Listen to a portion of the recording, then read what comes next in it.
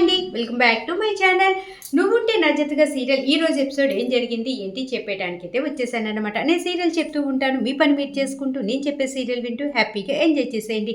అరుణ serial బాగుంది, చక్కగా చెప్పావు, అర్థమైంది అనుకుంటే మర్చిపోకుండా వదినమ్మ క్రియేషన్స్ అనే నా ఛానల్ని లైక్ చేయండి, షేర్ చేయండి, సబ్స్క్రైబ్ చేసుకోండి. అలాగే కింద బెల్ సింబల్ ఉంటుంది కదా, దాన్ని గట్టిగా ఒక బాదు బాదేసేయండి.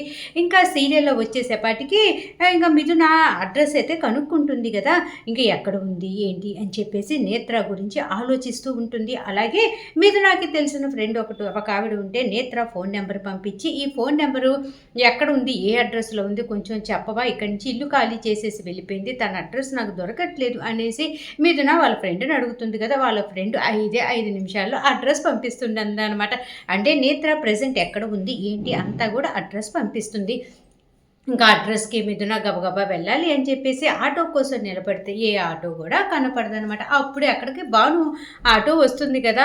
ఇంకా భాను ముందైతే మిథునాన్ని చూడదన్నమాట. ఆటో కావాలి, ఆటో పలానా ప్లేస్కి వెళ్ళాలి అని కానీ సరే సరే ఎక్కండి అని చెప్పేసి వెనక్కి తిరిగి చూసేలోపు మిథున ఉంటుందన్నమాట.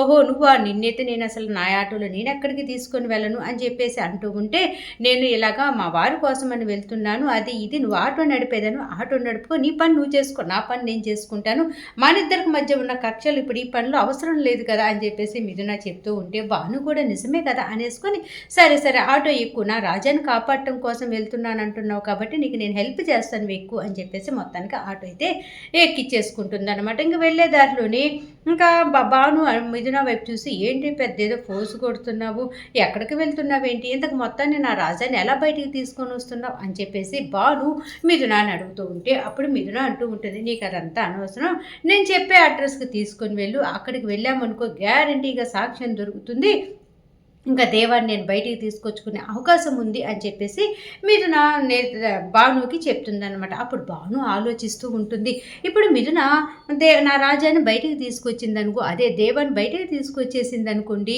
ఇంకా నా రాజా మనసులో మిథున మీదే ప్రేమ ఎక్కువగా ఉంటుంది. అప్పుడు మిథునాన్ని బాగా లవ్ చేస్తాడు, నన్ను ఇంక మర్చిపోతాడు కదా, అలా అయితే నేను ఎలా బతకగలను, కాబట్టి ఎప్పటికైనా సరే నా రాజా మనసులో నాదే ఫస్ట్ ప్లేస్ అయి ఉండాలి, కాబట్టి మిథునాన్ని ఇక్కడ దించి పడేశాను అనుకో, తన పని తను చూసుకుంటుంది, నేను నా రాజాని ఎలా బయటికి తీసుకురావాలో నా పని నేను చేసుకుంటాను అని చెప్పేసి ఇంకా ఆటోలో తీసుకొని వెళ్తే ఒక దారిని వేరే దారిని తీసుకొని వెళ్ళి ఇక్కడ దిగిపో అని చెప్పేసి మిథున అంటుందన్నమాట. అప్పుడు మిథున అంటుంది, ఏ భాను ఏంటి నేను చెప్పిన అడ్రస్ వేరు, నువ్వేంటి ఇలా మధ్యదారిలోనే వదిలిపెట్టేస్తున్నావు అనేసి అంటూ ఉంటే, ఇదిగో నా రాజాని కాపాడుకోవడానికి నా ప్రయత్నం నేను చేస్తాను, నీ భర్త అంటున్నావు కదా, నీ భర్తను కాపాడుకోవడానికి నీ ప్రయత్నం నువ్వు చెయ్యి, అంతేగాని మన ఇద్దరం కలిసి మటుకు ఇలా చేయలేము, ఎందుకంటే రేపు నా రాజా బయటకు వచ్చాడనుకో, ఎవరు కాపాడారు అంటే మిథుననే కాపాడింది అంటారే తప్ప నా పేరు బయటికి రాదు కదా, కాబట్టి నేను నీకు హెల్ప్ చేయను, నువ్వు ఇక్కడ ఆటో దిగిపో అని చెప్పేసి ఇంకా ఆటో వేసేసుకొని గబగబా వెళ్ళిపోతూ ఉంటుంది భాను. పాపం మిథున అనుకుంటూ ఉంటుంది, ఇదేంటి ఎటుకి కాని ప్లేస్లో వదిలిపెట్టేసింది, ఇక్కడ చూస్తేనేమో ఏ ఆటోలు లేవు అని చెప్పేసి అటు ఇటు వెతికి ఒక ఆటో కనపడితే ఆటో అతన్ని పిలుచుకొని మొత్తానికి ఆటో ఎక్కి గమ్యానికి అయితే చేరబోతూ ఉందన్నమాట.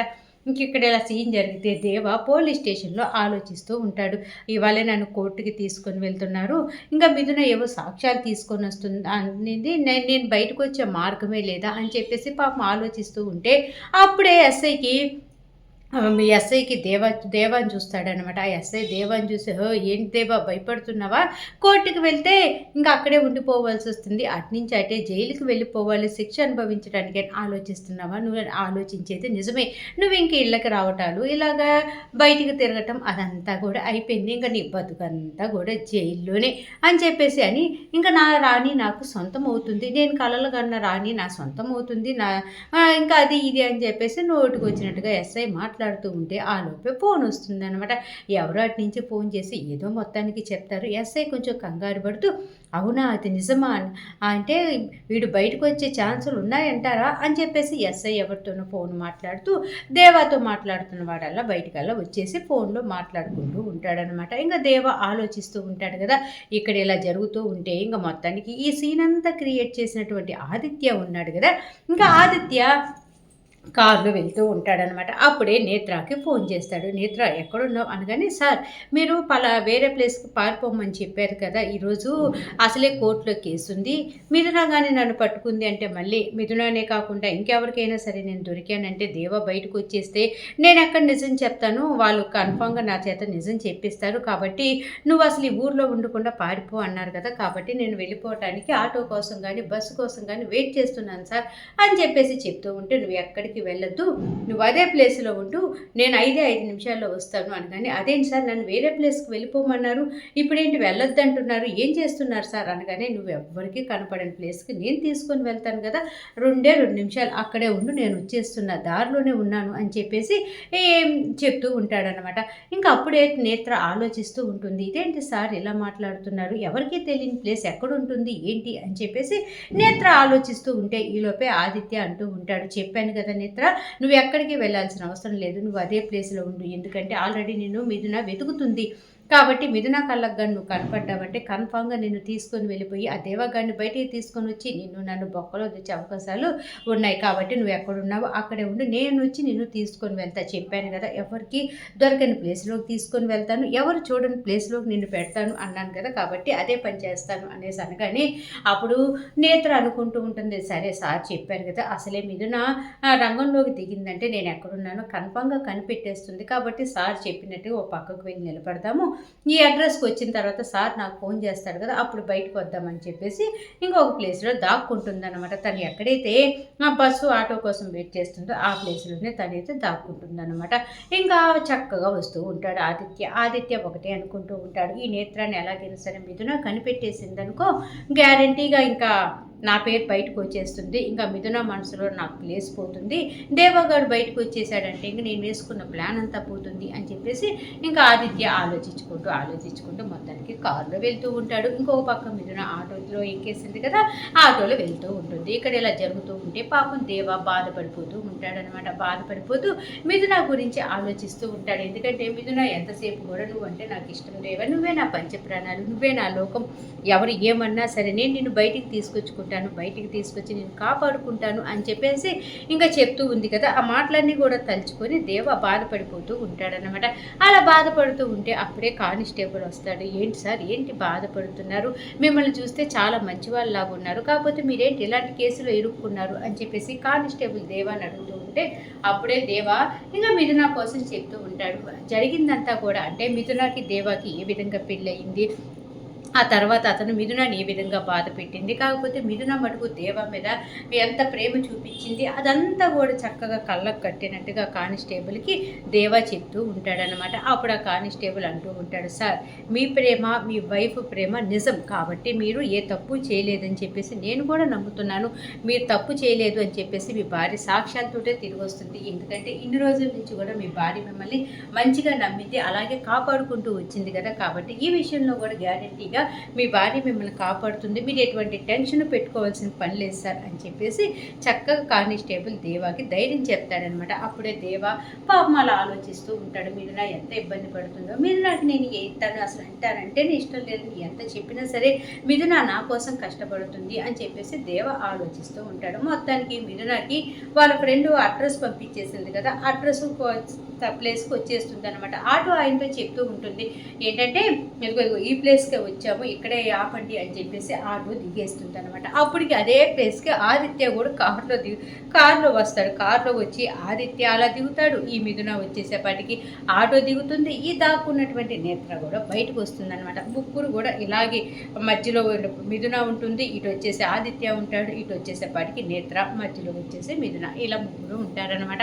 ఇంకా నేత్ర మిథునాన్ని చూస్తుంది, ఆదిత్యాన్ని చూస్తుంది, మిథునాన్ని చూస్తుంది. చూసి వామ్మో మిథున కన్ఫామ్గా ఈ ప్లేస్కి వచ్చేసింది, ఆదిత్య చెప్పినట్టు నేను దాక్కోపోతే నన్ను పట్టేసుకునేది అని చెప్పేసి గబగబా వెనక్కి 4 అడుగులు వేసుకొని ఇంకా ఏ ప్లేస్లో అయితే దాక్కుందో ఆ ప్లేస్లోనే దాక్కుంటుంది.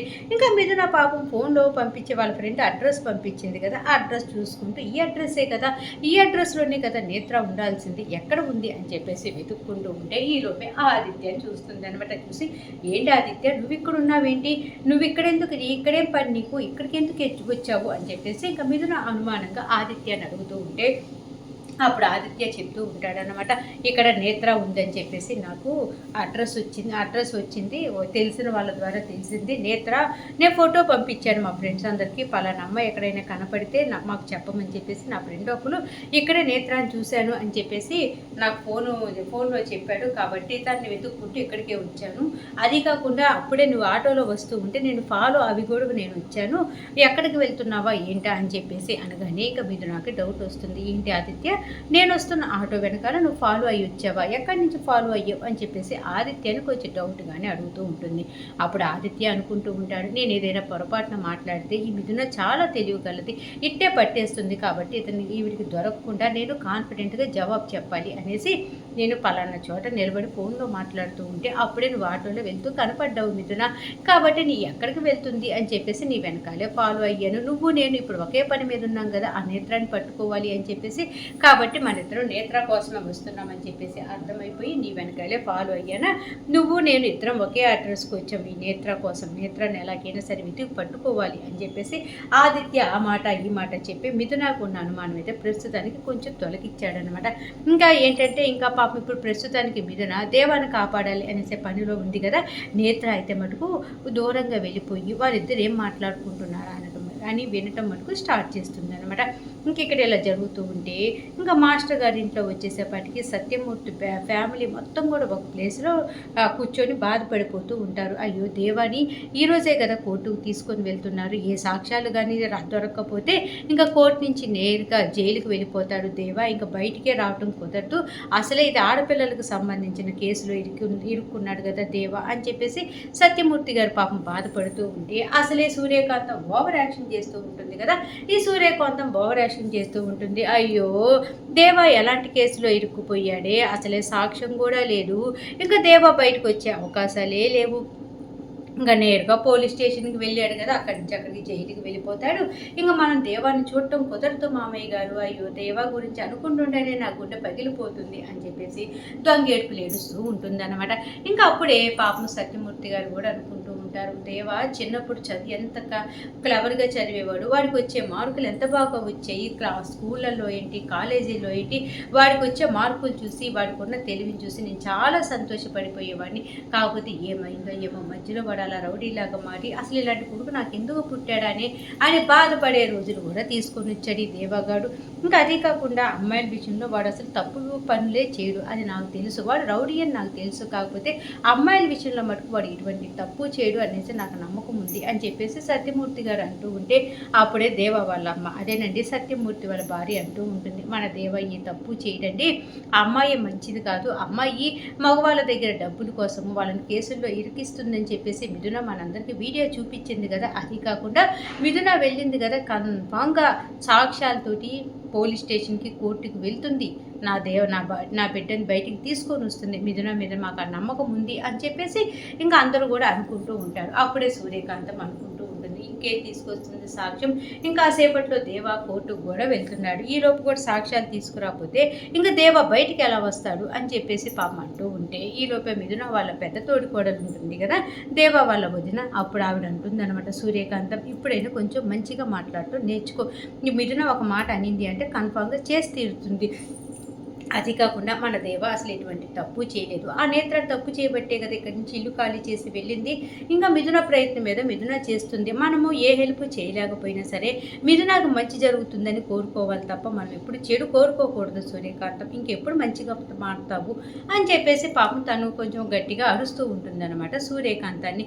ఇంకా అప్పుడే దేవ వాళ్ళ పెద్దన్నే అంటూ ఉంటాడు, మిథున చాలా తెలివి కల అమ్మాయి, ఎలాగైనా సరే ఆ నేత్రాన్ని పట్టుకుంటుంది, దేవ తప్పు చేయలేదు అని చెప్పేసి నేత్ర నోటి పెట్టే కోర్టులో సాక్ష్యం చెప్పిస్తుంది, మన దేవాన్ని ఇంటికి తీసుకొని వస్తుంది, నాన్నగారు మీరు ఎటువంటి భయము పెట్టుకోవాల్సిన పని లేదు, మిథున మీద నమ్మకం పెట్టుకోండి చాలు అని చెప్పేసి మిథున గురించి అక్కడ అందరూ కూడా సార్కి మాస్టర్ గారికి చక్కగా చెప్తూ ఉంటారనమాట. అప్పుడు మాస్టర్ గారు అంటూ ఉంటారు, ఒక్క ఆడపిల్ల వెళ్ళి పాప అంత ఇబ్బంది పడుతుంది, తను ఎక్కడుందో ఆ నేత్ర నేత్ర ఎక్కడ ఉందో, అసలు తన్ని ఎలా పట్టుకుంటుంది, ఇంకా సేపట్లో కోర్టుకి దేవాన్ని తీసుకొని వెళ్తున్నామని చెప్పేసి పోలీసులు మనకు ఫోన్ చేసి చెప్పారు. ఇంకా దేవాన్ని అక్కడికి తీసుకొని వెళ్ళి కోర్టులో సాక్ష్యం చెప్పకపోతే నా బిడ్డ వెళ్ళిపోతాడు కదా, చాలా బాధగా ఉంది అని చెప్పేసి పాపం మాస్టర్ గారు ఏడుస్తూ ఉంటే, ఇంకో పక్క ఆదిత్య మిథున ఇద్దరు కూడా నేత్రాన్ని వెతుకుతూ ఉంటారు. మిథున నేత్రాన్ని వెతికేది నిజమే కానీ ఆదిత్య అంత అబద్ధం కదా, వాడు ఓవర్ యాక్షన్ వాడు చేస్తూ ఉంటాడు. దేవా ఒక పక్కన పాపం ఆలోచిస్తూ ఉంటాడు. ఇంకా ఇదంతా జరుగుతూ ఉంటే ఇంకా ఈలోపే ఇంకా మిథున ఉంది కదా, మిథున వెతుకుతూ ఉంది. ఇప్పుడు నేను కానీ ఇక్కడ ఉన్నానంటే డౌట్ వస్తుంది అని చెప్పేసి ఆదిత్య ఇంకా సరే మిథున నువ్వు ఇక్కడ వెతుకుతూ ఉండు, నేను వేరే ప్లేస్లో చూస్తూ ఉంటాను, నా ఫ్రెండ్స్ 2-3 ప్లేసులు పంపించారు కాబట్టి నువ్వు ఇక్కడ ఉండు, నేను వెళ్తాను అని చెప్పేసి మొత్తానికి ఆదిత్య కారు వేసుకొని వెళ్తాడు. ఎందుకంటే ఇంకా అమ్మాయిని ఉంది కదా, నేత్ర ఉంది కదా, నేత్రాన్ని పలానా ప్లేస్కి రమ్మని చెప్పేసి మొత్తానికి నేత్రాన్ని అక్కడ పట్టుకోవచ్చు, లేపడేయచ్చు అని చెప్పేసి ఆయన ప్లాన్ ఆయన చేసుకుంటాడు. ఇంకా ఈలోపే మిథున కూడా ఇంకా నేత్రాన్ని వెతుకుతూ అదే ఆటోలో సందు గుండు వెతుక్కుంటూ ఉంటుంది. మొత్తానికి ఈరోజు సీరియల్ నువ్వుంటే నా జతగా సీరియల్ ఈ విధంగా జరిగిందండి. సీరియల్ ఏ విధంగా అనిపించింది, బాగుంది, చక్కగా ఉంది, అర్థమైంది అనుకుంటే మర్చిపోకుండా నా ఛానల్ని లైక్ చేయండి, షేర్ చేయండి, సబ్స్క్రైబ్ చేసుకోండి. అలాగే కింద బెల్ సింబల్ ఉంటుంది కదా, దాన్ని గట్టిగా ఒక బాల్ బాధేసేయండి. రేపు రాబోయే నువ్వుంటే నా జతగా సీరియల్ ఎపిసోడ్లో మళ్ళీ కలుద్దాం. అంతవరకు ఉంటా మరి, బాయ్.